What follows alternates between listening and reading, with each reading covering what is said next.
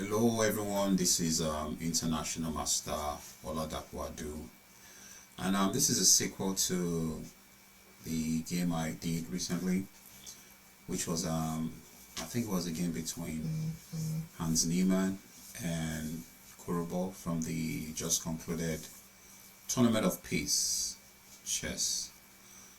And yeah, the reason I'm actually doing this game is to check out some of the games that was played at the event, because based on one of the posts made by Grandmaster Ivan Cheparinov from Bulgaria, I think there was some kind of insinuation about Hans cheating. He didn't really say it, but the comment he gave out after the tournament really felt like he was targeting Hans. And I said, well, let us check out what really happened in this game with Hans. Nowadays there's a whole lot of cheating allegations flying up and down. So this is the game, Ivan Cheparinov versus Hans Niemann. It's actually happened on the 6th round of the Tournament of Peace. So let's see how this game went. Cheparinov opened the game with the move c4, of course controlling the d5 square and trying to get as much control as possible. c4, knight f6, and knight c3. Now we could see that the last two moves, or the moves played by white, it's pretty much putting a lot of pressure on the d5 square and also the e4. And we could also say, the theme for this English Open is really about the light squares. It's going to put a lot of pressure on there and try and see what comes out of it. So knight c3, e5, knight f3, putting pressure on the pawn on e5, knight c6, defending the pawn on e5, g3. G3 is a very popular move in the English Opening. Just like the knight c3 move and the c4 move that puts pressure on the d5 square, the bishop on g2 is about to have the same effect. So pretty much that's the way the opening goes when it comes to the English, and that is the opening plan. That is the idea. Just going to put a lot of pressure on the central square. So after the move g3, bishop b4, very important move on the black side of the English. What's the idea of the bishop to b4? It's trying to get rid of this knight, which puts a lot of pressure on the central squares. And if you can get rid of the knight on c3, and then his knight on f6 is going to be looking really good, right? White played knight to d5, putting pressure on the knight on f6. One of the very important things with this knight on f6 is he defends the king's position. The knight is not just there to keep an eye on the central squares, he also actually defends the king's position. So after knight f6, e4, putting pressure on the knight on f3. Now the knight has to move to f3. Not a whole lot of good squares. G1 doesn't look so good. If you go to G1, you're going to waste a lot of time. H4 looks like the most logical move here, which is something that has been played before. Now, this position I think happened between Hikaru Nakamura and Grandmaster Prague at the World Cup this year, and I think probably was the 3rd or 4th round game, which Prague won. And Prague was able to win that game because of the trapped knight on h4. I think the move g5 won the knight, and then after a couple of struggles from Grandmaster Hikaru, Hans was able to get the full point. So after knight h4, white black castles, a3, very interesting move. Why? You have to force pieces away from your territory. You don't want someone just staying in your territory and having some kind of control. In the game, Hikaru Prague, I think Hikaru played bishop g2 in that game. Yeah, Hikaru played bishop to g2. But here a3 happened, bishop to c5, putting pressure on the f2 pawn. Bishop g2, d6. Prior to the move d6, there was always a plan of g5, trying to trap this knight. But after g5, the knight just goes to f5. So the knight can still hop to a couple of squares, so nothing to be worried about. And after the move d6, white castles immediately. In this position, white would have loved to just capture the knight on f6, Queen captures back, and then bishop takes on e4, winning the pawn, trying to get his knight back into the game. But after bishop takes e4, the game is going to come to a very radical end with the move queen takes f2 checkmate. And we're going to come back to this. And I'm going to say this before we continue. We're going to say this theme again. Anytime your king has to defend anything, maybe a piece or a pawn or a square, that's a red flag. Okay, so you don't want that situation. It's like having a celebrity defending the bodyguard. You don't want that situation. Bad things happen. So after the move d6, castles make a lot of sense. Apart from the fact you keep your king safe, getting the king out of the center, now you have two pieces on f2, so the king doesn't even have to be on g1 to protect the pawn. The king doesn't even have to be there because the rook already takes care of that. So let's remember that. You know, you don't want your king defending anything. Anytime your king is defending something, that's a red flag. So after the move castles, rook goes to e8. Because now what's the point of rook to e8? Because now white is simply trailing knight takes f6, queen takes f6, followed by bishop takes e4, wins a pawn. No compensation for black. So black plays rook e8. After the move rook e8, d3. Now d3 is a very important move for white. Because now, you know, remember we've been talking about the g5 trying to trap the knight? But now that doesn't work because the bishop is being opened up thanks to the move d3. I don't know if there was a better move for white, but the ancient says this is a kind of a questionable move. But after the move d3, captures, queen captures back, knight goes to e5, puts pressure on the queen. Now the queen has to draw back to c2 to defend the pawn on c4. And also leaving possibilities of pushing the pawn to b4. You don't want to go to b3 because you don't want to stop your pawns from having some kind of opportunity to, you know, to probably get space or get some tempo in your opponent's position. So the queen goes to the square c2, c6, good move. Anytime you have a piece in your territory that's really spending too much time and you really don't know what in the world you're doing, you want to kick them, you want to ask them questions. So c6, knight goes to c3. I really don't get this move c3, giving up this pawn. I really don't understand that move. You know, personally, I probably would have going go to b4, d3, or maybe even come to e3. Yeah, but you know, giving up the pawn, I don't know. But probably Cheparinov has ideas. Now, after the move knight c3, knight takes c4. Black is a pawn up. Black is simply a pawn up. So after the knight takes c4, knight a4. Now the threat is to take the bishop or take the knight on on c4. So that's now white has at least some kind of like initiative. I don't know how long it's going to have that. And of course, after the move knight a4, the move bishop e6 was played. Now black has fully developed all these pieces. Now remember this, whenever you play in the game, you want to make sure you develop all your minor pieces first before your major pieces. Okay, why? Your major pieces really don't have a whole lot of stuff going on in the opening and the middle game, but they get actually much stronger when you get to the end game, probably middle game stroke end game. So bishop e6, defending the knight, bishop putting pressure here, the knight is putting pressure on the central squares, the rook has a good side on the e2. So black is looking really good. White really has to ask himself what the knights are doing on h4 and a4. And of course, the bishop on c1 is yet to get into the game. So after the move bishop to e6,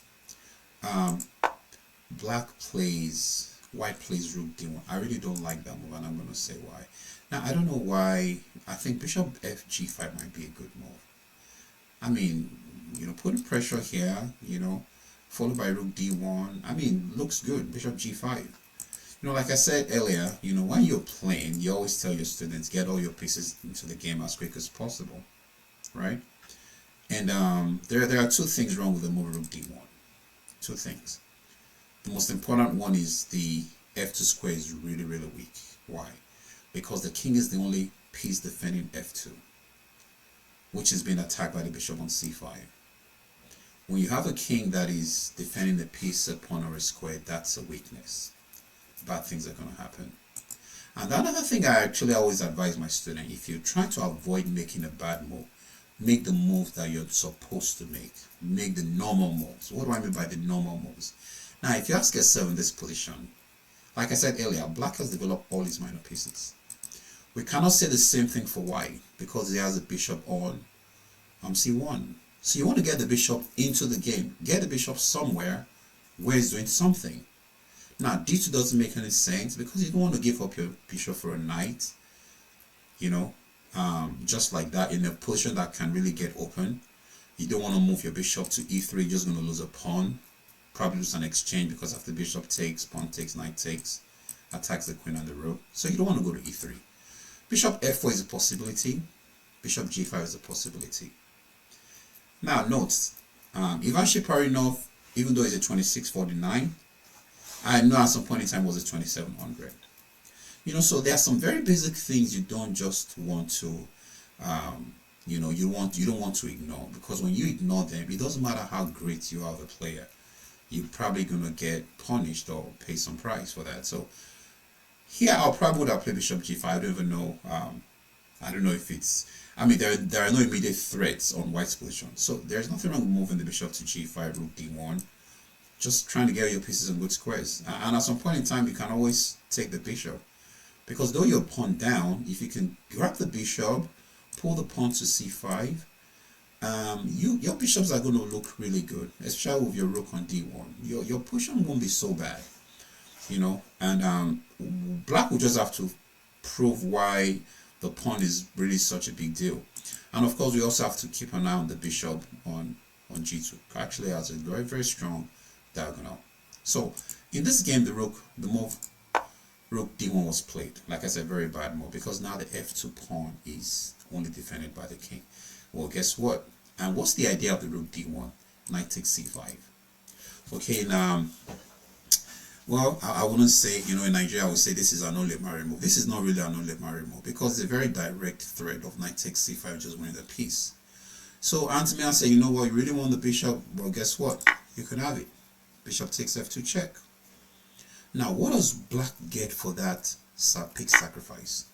I'm going to break it down a little bit. There might be more, but based on my understanding, the king is going to be a permanent weakness. You see what I'm talking about? Because after that bishop takes f2 check, king takes, and the move knight check, the king cannot afford to come back to g1. Because of the b5, queen b6 looks really nasty.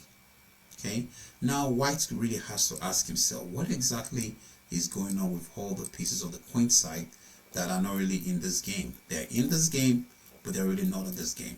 When you compare them with black's pieces that are just looking to dominate the whole board. And of course, especially with the knights on the edge of the board, they don't really look good. So after the move knight g4 check, king has to come to e1. You don't want your king. I mean, we thought this king castled earlier, but actually looking at this position, the king is back to where he started from. Not a good idea, because at this point, the king always have to move one step. And this is one of the reasons why you always want to castle, keep your king safe as quick as possible. So after the king e1, b5, very good move. I mean, it's a logical move. You have to play b5. But you might say, well, this pawn is hanging. You know, this pawn is so insignificant right now. Because the bishop takes c6, you take the knight, it takes the rook. You could even bring the queen b6 check, very strong move. Oh, sorry, there's no queen b6 check any longer because the king's not here. So just simply capture back, and now you have two pieces for one, which is good for black. So after the move b5, moving this knight back will not be a good idea. Will not be a good idea at all. You don't want this knight to come back, because the queen b6 is still a very strong move. I'm just threatening queen f2, which is just checkmate, because you don't have any squares.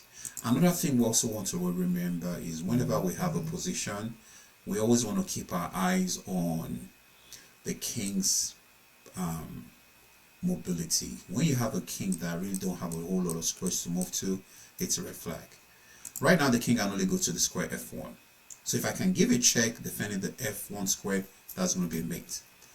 So after the move b5, white played rook d4. You have to play rook d4, I think. Why? To get some kind of counterplay. You know, if it takes on d4, probably want to take back, you know, sack an exchange and just hope, you know, something positive happens. Because if you could like if you take here, it takes, you take back. It still has the 2 bishop, which is pretty strong. So it might still be able to, you know, pull something out. Possibility.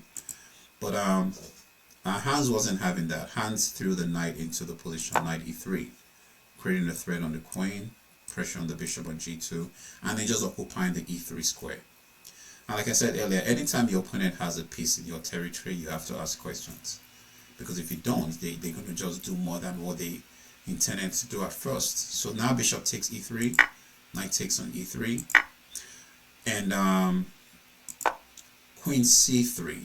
The threat is just to take the knight. So if you take my knight, I'm going to take your knight. So after queen c3, bishop d5 was played. I really like this move. Why? Because he uncovers the rook to protect the knight. Also puts pressure, just adding more pieces into the position. So after the move bishop d5, bishop to e4, you know, now you're just trying to get your knight back in the game, you know, and just hope for the best, especially when your king has, you know, the king's position is being compromised. Let me use that word. So after the bishop to e4, bishop takes, queen takes on e3, bishop goes to d5. Now there's a fresh problem for white. He has to do a lot of worries on the e file because of the rook. And then we also have to remind ourselves the pawn, the knight is still weak on a4. Remember, we gave up a piece. Black gave up a piece. So about to get his piece back. The king's position is compromised. The bishop is stronger than the knight. And this just looks really good for black. So bishop d5. Queen goes to d2. Takes on a4. Now the pieces are even. Remember, black sacrificed the piece earlier on f2. You know, just to bring the king out and exploit the position of the king. Now he has his piece back, but a better position because of the bishop, which is better than the knight and open board. There's a rook, which is pretty active, and the queen also has a lot of possibilities, both on the queen side and on the king side. So after the move takes on a4, rook takes a4, and then there is the move. There's the move rook to e5, rook d4, and after the move g5, the game is pretty much over. Why? You can't move your knight to f5, just rook's going to take it. Okay, you can't move the knight to g2, bishop is going to take it. You can't move your knight to f3, bishop is going to take it because there's a pin on the e file. And if you decide to sack your exchange, like rook takes d5, rook simply takes, attacking the queen, and then your knight is still under attack. And after the move g5, I think Ivan Cheparinov resigned. So looking back in this game, you know, like I said, I don't think there was really anything spectacular Hans did. I think Cheparinov just didn't play the open well, especially the middle game. So for whatever reasons, we don't know. So that's it about this game, and yeah. So I will try to check some of the other games played by Hans Niemann in the same tournament and try to share them, you know, with my ideas and probably with some, you know, engine analysis. Probably we can learn 1 or 2 things from there. All right, thank you everybody, and thanks for the people that subscribe. Please watch, subscribe, and just give some feedback. See you soon. Bye.